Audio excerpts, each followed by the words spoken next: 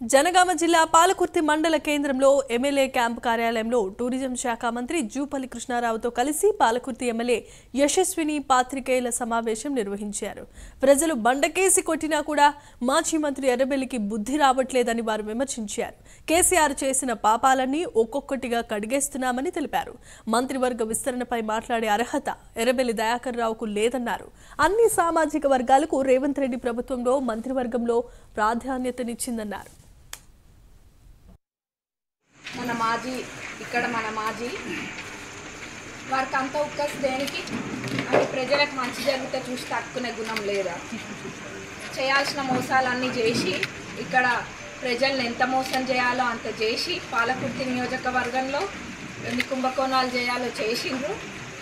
మరి ఇప్పుడు మేము ఆడబిడ్డలకు మంచి చేస్తుంటే అంత ఎందుకు వాళ్ళకి పదవులు పోయినాయి అన్న ఫ్రస్ట్రేషనా? ఆ ఫ్రస్ట్రేషన్లో ఏం మాట్లాడుతుండ్రు?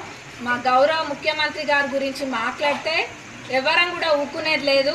ఖబర్దార్ దయాకర్ రావు గారు, ఇంతకుముందు చెప్పినాం, ఇప్పుడు చెప్తున్నాం, ఎవరు కూడా కళ్ళు మూసుకొని నిద్రపోతలేరు.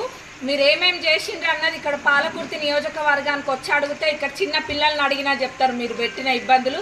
అవును అన్నారు, మా ముఖ్యమంత్రి గారు అన్నారు రాక్షసుడి పాలన అని. దానికన్నా ఎక్కువనే ఉంది మీ పాలన. మీరేం చేసిండ్రు అన్నది మీరు ఒకసారి గుర్తు తెచ్చుకోండి. ఇక్కడ నోరిప్పితే కేసులు పెట్టి వాళ్ళని జైళ్ళల్లో పెట్టించిన చరిత్ర మీది కాదా?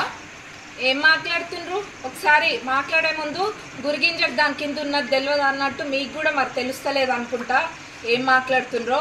మా ముఖ్యమంత్రి గారిని అంటే మటుకు ఫస్ట్ ఆడబిడ్డలే వచ్చి సమాధానం చెప్తారు, గుర్తుంచుకోండి.